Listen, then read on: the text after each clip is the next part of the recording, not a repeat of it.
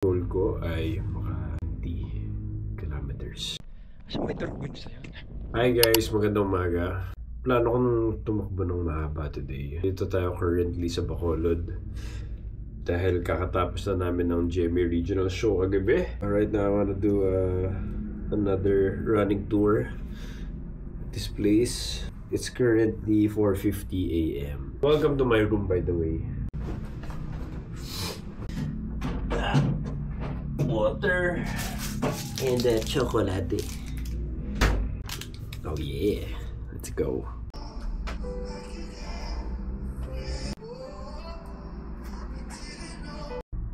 Here we go, already. Warm up pa muna.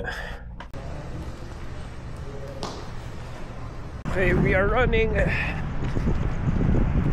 Target pace, mga 6:45 muna. Slow distance na tayo ngayon. Morning guys!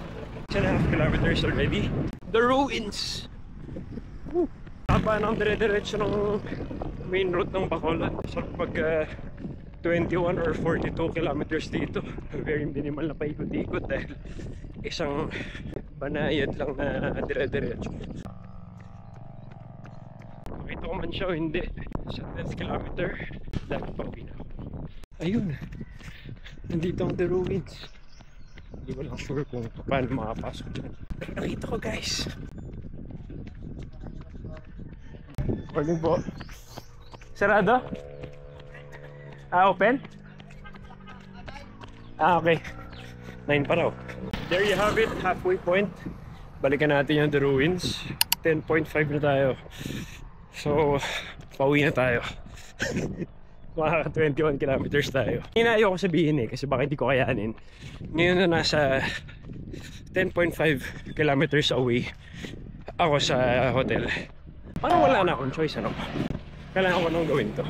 Kailangan ng panintigan. Back in the city again. 14.4 kilometers already.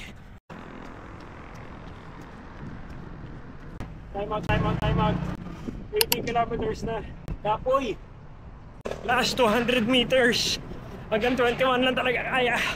Ang bigat na. Woo! Ayun siya. Woo! Grabe.